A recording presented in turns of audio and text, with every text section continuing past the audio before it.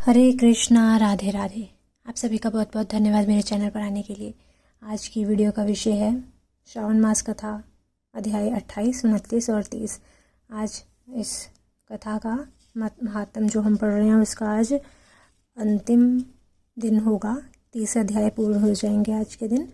अगर आप मेरे चैनल पर नए हैं तो मेरे चैनल को सब्सक्राइब कर लीजिए और साथ ही बेल आइकन को प्रेस कर दीजिए ताकि हर वीडियो की नोटिफिकेशन आपको मिलती रहे। और अगर वीडियो अच्छी लगे तो कृपया वीडियो को लाइक कीजिएगा, शेयर कीजिएगा, कमेंट में ओम नमः शिवाय ज़रूर लिखिएगा। बोले श्रावण मास की जय, भोले बाबा की जय। अध्याय 28। भगवान शंकर जी ने कहा कि हे सनत कुमार, अब तुम्हें अगस्त अर्घ की विधि बताऊंगा। हे तात, जिसके करने से मनुष्य अपनी सभी इच्छाओं को पूर्ण कर लेता है, अगस्त उदय से पूर्व ही समय निश्चित कर लेना चाहिए। 7 रात उदय हो जाने में अवशिष्ट हों तभी 7 रात पूर्व से प्रतिदिन अर्घ देना चाहिए। इस अर्घ विधान को मैं तुम्हें बताता हूँ। प्रातःकाल तेल द्वारा स्नान करके श्वेत वस्त्र तथा माला धारण करनी चाहिए। सोने का बना हुआ कलश स्थापन करना चाहिए। पंचरत्न युक्त घृत पात्र, अनेक तरह के फल, माला कपड़ों से विभूषित करके उसके ऊपर तांबे का पूर्ण पात्र रखना चाहिए। उस पर कुंभोद भाव महर्षि अगस्त्य की मूर्ति रखनी चाहिए। सोने की अंगुष्ठ मात्र ही वह मूर्ति चतुर्भुज होनी चाहिए।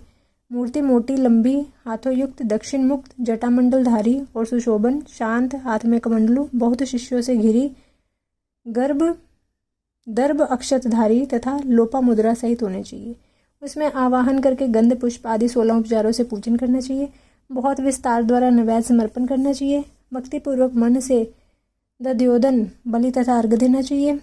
उसका विधान सुनो। सोने, चांदी, तांबा या वेणु में नारंगी, खजूर, नारिकेल फल, कुशमांडल, करवल्ली, करेला, केला, अनार, भांटा, बिजोरा नींबू, अखरोट, पिस्ता, नीलकमल, कमल, कुश, दूर्वा तथा अन्य सुसाध्य फल एवं अनेक तरह के पुष्प, 7 धान्य, 7 अंकुर, पल्लव, 5 कपड़े, इन पदार्थों को रखकर अच्छी प्रकार से पात्र की पूजा करनी चाहिए।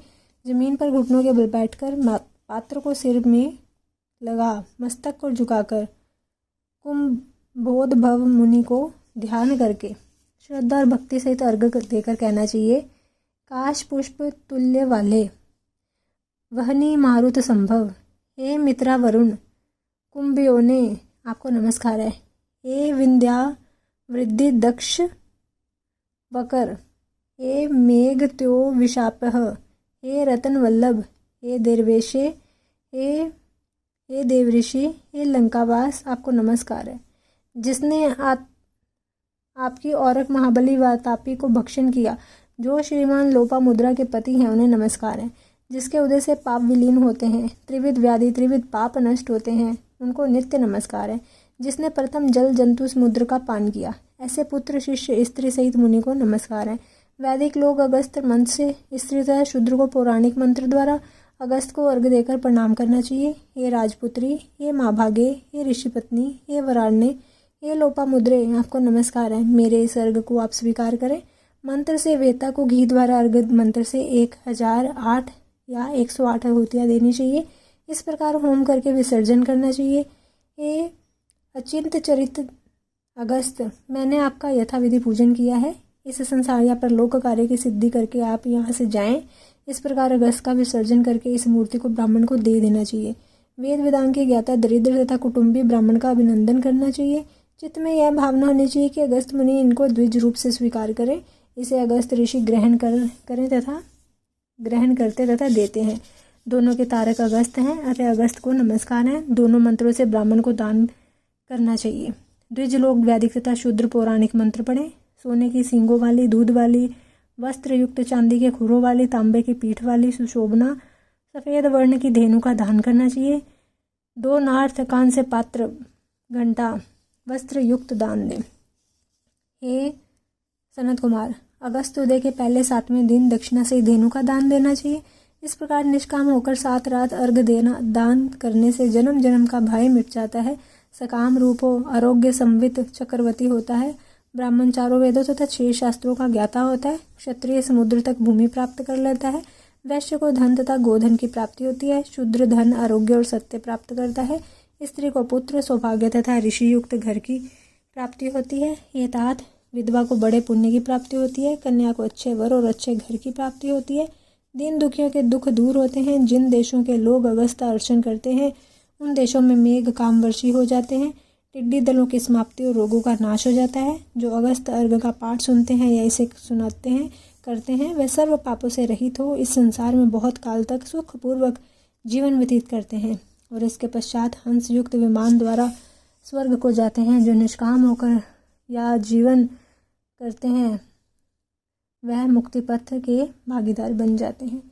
29वां अध्याय। भगवान शंकर जी ने कहा कि हे सनत कुमार, अब मैं तुम्हें श्रावण मास के व्रतों के कृत्यों के संबंध में बतलाऊंगा कि किस समय क्या करना चाहिए। हे तात, जो कुछ मैं तुमसे कहने जा रहा हूँ उसे तुम ध्यानपूर्वक सुनो। मैं तुम्हें बतलाना चाहता हूँ कि श्रावण मास की तिथि किस समय की लेनी चाहिए, किस समय क्या प्रधान है, पूजन तथा जागरण आदि कैसे करना चाहिए। नक्त व्रत का उषा काल उस व्रत कर्म में कहा है, रात में भोजन तथा भोजना भाव दिन में कहा है, प्रातःकाल उस व्रत काल में उद्यापन कहा है। पंचांग द्वारा शुद्ध समय में अधिवासन करना चाहिए। दूसरे दिन विधि से होम करना चाहिए। धारणा तथा पारणा में ह्रास वृद्धि नहीं होती। श्रावण शुक्ला प्रतिपदी के दिन संकल्प करके उपवास करना चाहिए। अन्य दिन भोजन, दूसरे दिन हविष्यान पारण में स्वीकार करना चाहिए। पारणा के समय दिन एकादशी हो तो 3 उपवास करना चाहिए। रविवार व्रतार्चन काल प्रातःकाल ही है। सोमवार में सायंकाल का समय प्रदान कहा गया है। मंगल बुध तथा गुरु की पूजा में मुख्य समय प्रातःकाल ही कहा है। शुक्र पूजा में पूजा प्रातःकाल और जागरण रात को करना चाहिए। नरसिंह भगवान तथा शनि की पूजा सायंकाल करनी चाहिए। शनि के व्रत तथा दान के वास्ते मध्याह्न मुख्य है। हनुमान जी की पूजा मध्याह्न तथा अश्वत्थ पूजा प्रातःकाल में ही की जाती है। हे विप्र, रोटक व्रत में प्रतिपदा तथा सोमवार सहित त्रिमुहूर्तोकार स्वीकृत है, नहीं तो पहले की विधि ग्रह है। उदुम्बरी द्वितीया संध्या व्यापनी तृतीया युक्त पूर्व वेदित लेनी चाहिए। स्वर्ण गौरी में चतुर्थी युक्त हो, दोनों दिन साय व्यापनी हो तो तृतीया है। गणेश पूजा में तृतीया वृद्ध चतुर्थी है। नाग पूजा में षष्ठी युक्त पंचमी है। सुपोधन व्रत में साय व्यापनी सप्तमी युक्त षष्ठी है। शीतला व्रत में मध्याह्न व्यापनी सप्तमी है। देवी के पवित्रारोपण में रात्रि युता अष्टमी तिथि है। कुमारी में रात्रि व्यापनी नवमी उत्तम है। आशा में रात्रि व्यापनी दशमी है। हे तात, दशमी विद्या एकादशी आग्रह है। उसके वेद को बताता हूँ। अरुणय उदय समय दशमी वेद वैष्णव के यहाँ होता है। सूर्योदय समय में स्मार्तों के यहाँ दशमी वेद होता है। इस रीति द्वारा द्वादशी पवित्रारोपण में कही गई है। अनंग व्रत में रात्रि व्यापनी त्रयोदशी है। द्वितीय पहर व्यापनी हो जाने से प्रशस्तर होती है। शिव पवित्रारोपण में चतुर्दशी रात्रि व्यापनी है। अर्धरात्रि व्यापनी अधिक उत्तम है। उपाकर्म तथा उत्सर्ग में पूर्णिमा श्रवण नक्षत्र ग्रह है। यदि अन्य दिन पूर्णिमा तिथि मुहूर्त है तो व्रत दूसरे दिन करना चाहिए, नहीं तो ऋग्वेद तैत्तरीय शाखा वालों को पहले दिन करना चाहिए। तैत्तरीय शाखा वाले यजुर्वेदियों को अन्य दिन पूर्णिमा 3 मुहूर्त रहने पर भी उपाकर्म तथा उत्सर्ग दोनों पूर्व ही करना चाहिए। पूरे दिन पूर्णिमा तथा श्रावण नक्षत्र 1 मुहूर्त संबंध हो और अन्य 2 दिन मुहूर्त के भीतर पूर्णिमा श्रवण नक्षत्र समाप्त हो तो वह पूर्व दिन करना चाहिए। अपराह्न काल में सामवेदियों को हस्त नक्षत्र अपराह्न काल व्यापनी हो तो पहले दिन करना चाहिए। उपाकामोत्तर सभादीप करना चाहिए। श्रावणी कर्म तथा सर्प बलि को सूर्यास्त समय व्यापनी पूर्णिमा उत्तम है। हयग्रीव उत्सव में पूर्णिमा मध्याह्न व्यापनी लेनी चाहिए। रक्षाबंधन काल में अपराह्न व्यापनी पूर्णिमा ग्रह है। चंद्रोदय व्यापनी संकट चतुर्थी स्वीकृत है।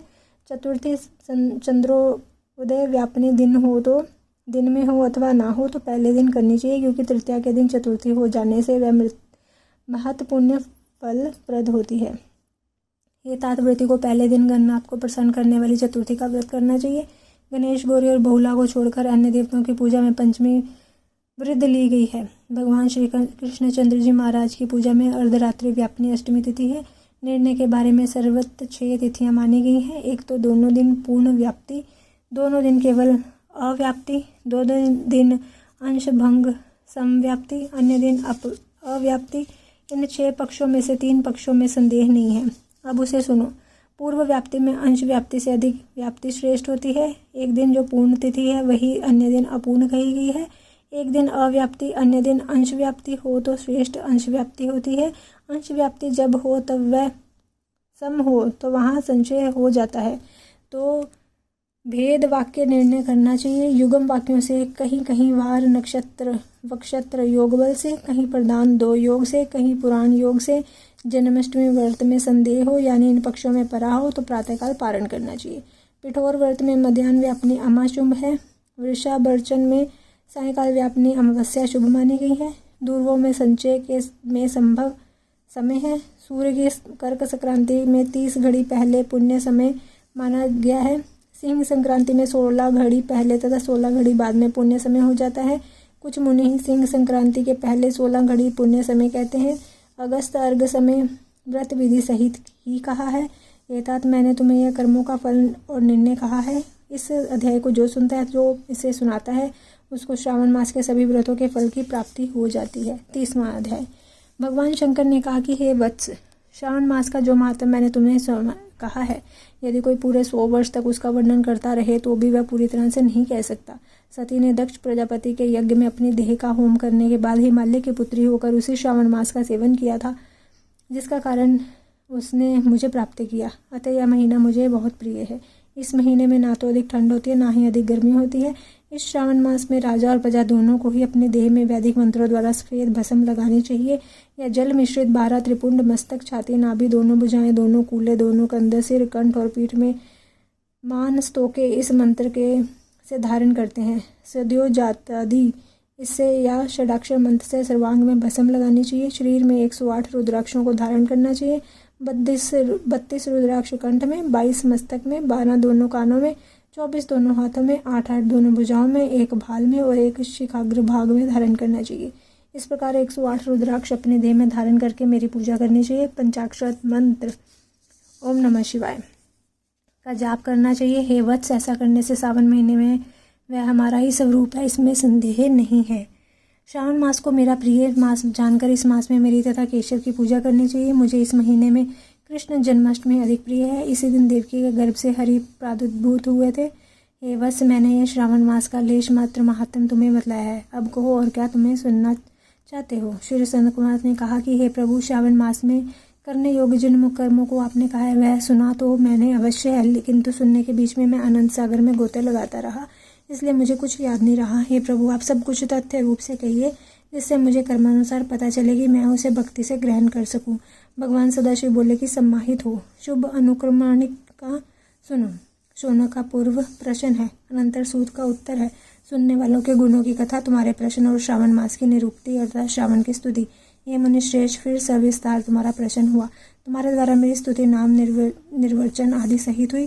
फिर उत्तर क्रम से, जिसमें सब उद्देश्य है। विशिष्ट तरह से तुम्हारा प्रश्न नक्त वक्र, रुद्राभिषेक तथा लक्ष्य पूजा विधान, दीपदान महात्म, किसी प्रिय चीज को छोड़ना, रुद्राभिषेक का फल, रुद्राभिषेक का पंचामृत से फल, भूमि शयन तथा मौन व्रत धारणा पारण विधि, मासोपवास कथन, सोमाख्यान में लक्ष्य वृद्धि विधि कथन, कोटिलिंग विधान, अन्नोदन व्रत कथन, हविष्यान भोजन, पत्तल पर भोजन, शाक त्याग, भूशयन, प्रातःकाल स्नान, दम तथा शम कथन, सफटिक आदि के लिंगों की अर्चना, जप, पूजन फल, प्रदक्षिणा, नमस्कार, वेद पारायण, पुरुष सूक्त विधि, ग्रह यज्ञ विधि, कर्म से रवि, चंद्र तथा भौम का व्रत कथन, बुद्ध और गुरु व्रत, शुक्र के दिन जीविंतिका व्रत, शनि के दिन नरसिंह व्रत, शनि, हनुमान और पिप्पल व्रत कथन, रोटक व्रत तथा अदुम्बर व्रत महात्म, स्वर्ण गौरी तथा दूर्वा गणपति व्रत कथन, पंचमी में नाग व्रत, षष्ठी को सुबोधन, सप्तमी को शीतला व्रत, पवित्रारोपण विधि, नवमी को दुर्गा कुमारी पूजा, दशमी को आशा व्रत, एकादशी द्वय व्रत, द्वादशी विष्णु प्रियर्थ पवित्रारोपण, त्रयोदशी को कामदेव व्रत, चतुर्दशी को शिव प्रीत्यर्थ पवित्रारोपण, पूर्णिमा को उपाकर्मोत्सर्ग तथा श्रावणी कर्म विधि, सर्प बलि, हयग्रीव जयंती महोत्सव, सभाधि, वृक्षाबंध तथा गजानन का संकट नाशन व्रत, कृष्ण जन्माष्टमी व्रत तथा कथा विधि, पिठोर व्रत, पोला, संज्ञक, वृषभ व्रत, दर्भ संग्रह, नदियों का रस वाला काल, सिंह की संक्रांति में गो प्रसव होने पर अनिष्ट शांति, कर्क सिंह, सावन में दान स्नान युक्त मास महात्म, श्रवण तथा कथन, व्यास पूजा, अगस्त ऋषि अर्घ विधि, कर्म तथा व्रतों के फल का निर्णय एवं मास महात्म के सुनने से मास के समस्त फलों के फल का भोगी, समस्त व्रतों के फल का भोगी होना है। हे सनत कुमार, तुम अपने मन में किसी क्रम को ग्रहण करो। जो प्राणी इस अध्याय को सुनता है वह पूरे मास के व्रतों का फल अनायास से प्राप्त कर लेता है। हे विपेंद्र, प्राणी इस मास में किसी एक व्रत को करने से मुझे सर्वप्रिय हो जाता है। सूत जी ने शौनक आदि ऋषियों से कहा कि हे ऋषि वृंद, सनत कुमार श्रावण मास की स्तुति करके और देवादिदेव भगवान शंकर का अपने हृदय में स्मरण करते हुए उन सब ऋषियों से आज्ञा लेकर अपने आश्रम को चले गए। इस अद्भुत रहस्य को आप भी हर किसी से नहीं कहना, यह तो आप सबको उचित पात्र जानकर ही मैंने प्रकट कर दिया है। अतः श्रावण मास महात्म संपूर्णम। मिलती हूँ अपनी अगली वीडियो के साथ, तब तक के लिए सभी को हरे कृष्णा, राधे राधे। बोलिए श्रावण मास की जय, भोले बाबा की जय।